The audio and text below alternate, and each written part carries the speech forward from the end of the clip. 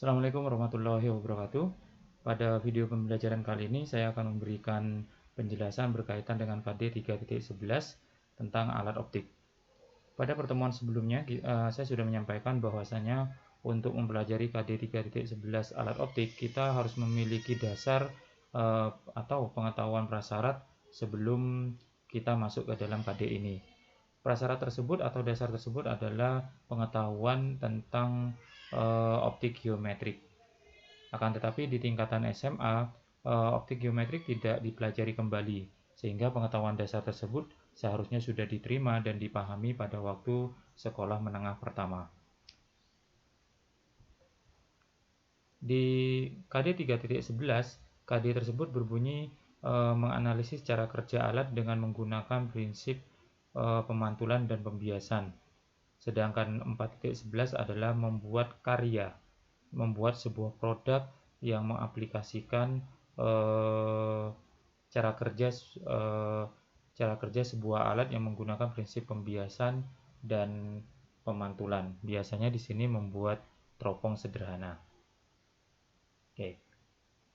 Di pertemuan sebelumnya saya sudah memberikan worksheet yang isinya adalah isian-isian atau informasi yang perlu dilengkapi berkaitan dengan alat optik.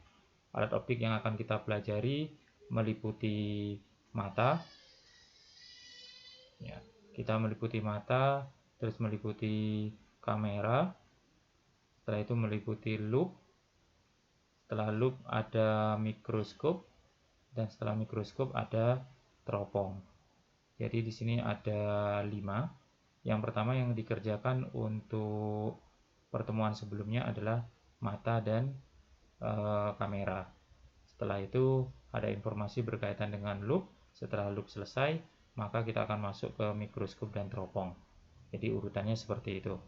Nah, yang perlu kalian pahami di sini adalah kita menganalisis cara kerja. Jadi di sini kita langsung ke aplikasi. Jadi di sini juga tidak akan terlalu banyak menjelaskan tentang dasar-dasar yang berkaitan dengan alat optik.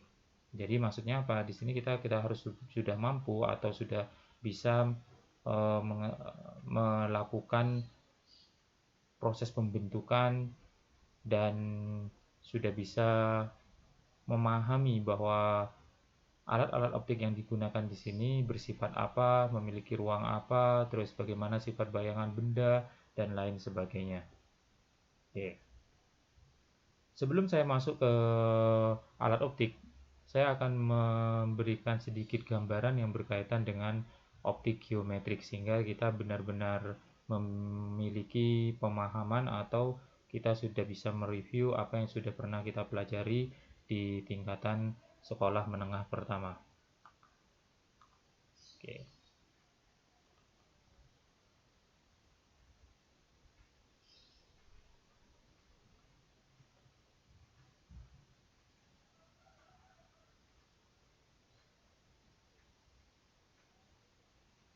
Ya, dulu pada waktu kita mempelajari optik geometri kita diperkenalkan beberapa sifat dari gelombang cahaya yang akan digunakan pada waktu dia mengenai benda-benda optik seperti lensa dan cermin.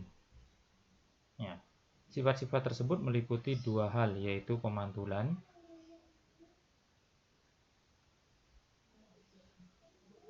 dan yang kedua adalah pembiasan. Pemantulan ini biasanya terjadi untuk benda-benda yang mengkilat maksud saya. Nah, ini biasanya pada benda-benda sejenis cermin. Ya, cermin datar, cermin cekung, ataupun cermin cembung. Untuk pembiasan biasanya terjadi pada benda-benda yang tembus, seperti lensa cekung maupun lensa cembung. Oke. Pada waktu kita belajar pemantulan dan pembiasan, kita diperkenalkan dengan hukum pemantulan dan hukum pembiasan yang kita kenal dengan hukum Snellius.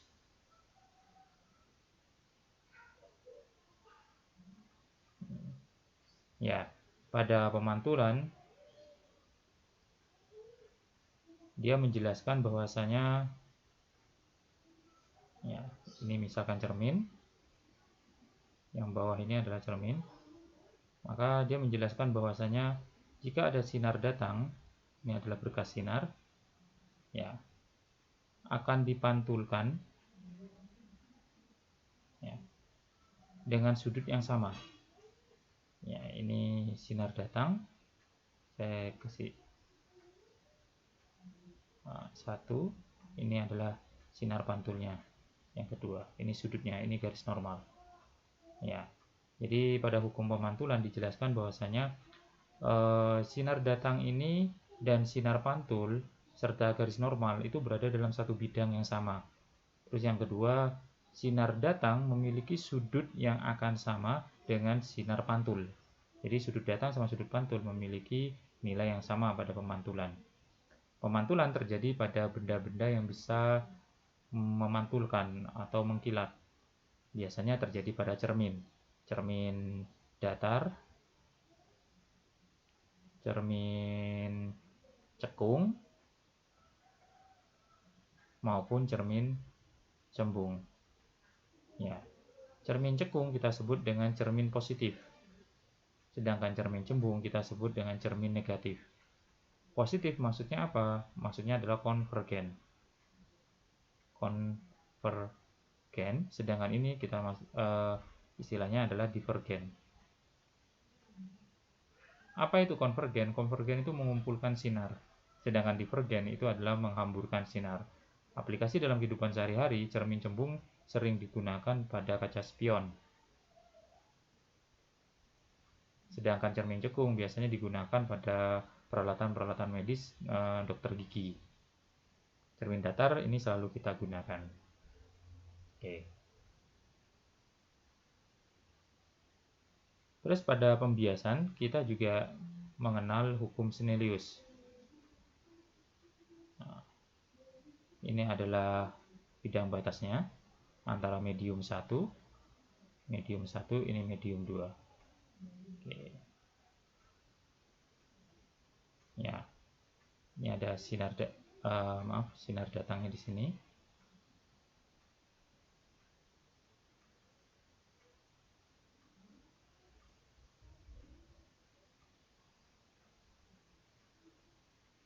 Oke. Ini sinar datang.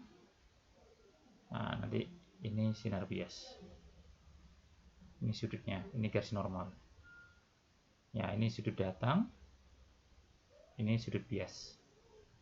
Yang di sini. Yang kedua. Saya kasih tanda 1 dan 2. Oke. Jadi pada hukum pembiasan dijelaskan bahwasanya nilai perbandingan sinus sudut, ya, sudut datang dengan sudut bias itu bernilai konstan atau bernilai N 2, 1. Ya, N ini adalah indeks bias.